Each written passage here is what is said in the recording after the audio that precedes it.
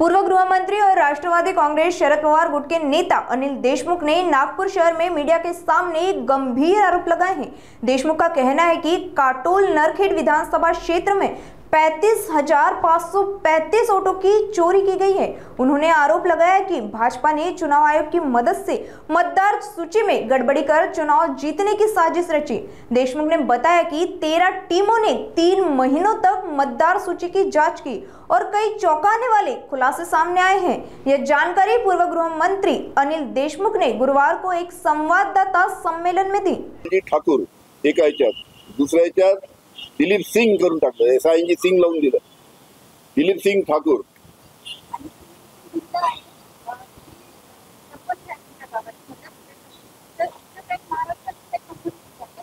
काही संबंध नव्हता, ती लांग्याची सरपंच आहे।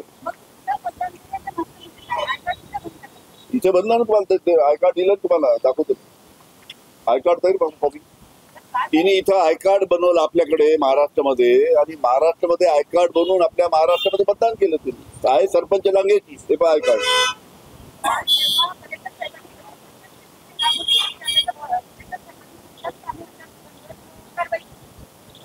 लग्न होण्याच्या पहिले नाही ते आय कार्ड आहे आपल्या महाराष्ट्रातलं, आणि ह्या सरपंच असल्याचा दाखला त्यांचा प्रमाणपत्र की या सरपंच लांग्याच्या म्हणून। लांगा म्हणजे मध्य प्रदेश, म्हणजे मध्य प्रदेशचे सुद्धा लोक महाराष्ट्रामध्ये आणून, जेवढे काही मध्य प्रदेशच्या लागून मतदारसंघ आहेत त्या ठिकाणी मध्य प्रदेशचे लोक महाराष्ट्रामध्ये आणून त्यांचं नाव नोंदवून घेतलं, त्यांच्याकडनं मतदान करून घेतलं।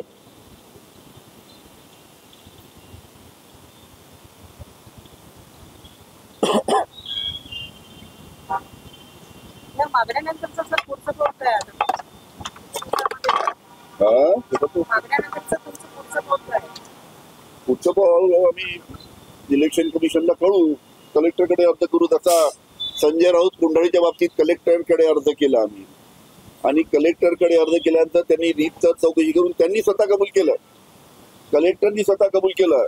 हा त्यांचा आदेश आहे की संजय राऊत यांचं नाव हेतू पुरस्कार कमी करण्यात आलं। संजय राऊत यांनी माझं नाव कमी करावं असा कुठेही अर्ज केला, आणि त्याची त्यांनी पोलिसांनी चौकशी करावी असं कलेक्टरनी म्हटलंय। या संपूर्ण हे संपूर्ण प्रकरण अतिशय गंभीर आहे, आणि त्याच्यामुळे याची चौकशी करावी असं जिल्हाधिकारी नागपूर यांनी आदेश पारित केला।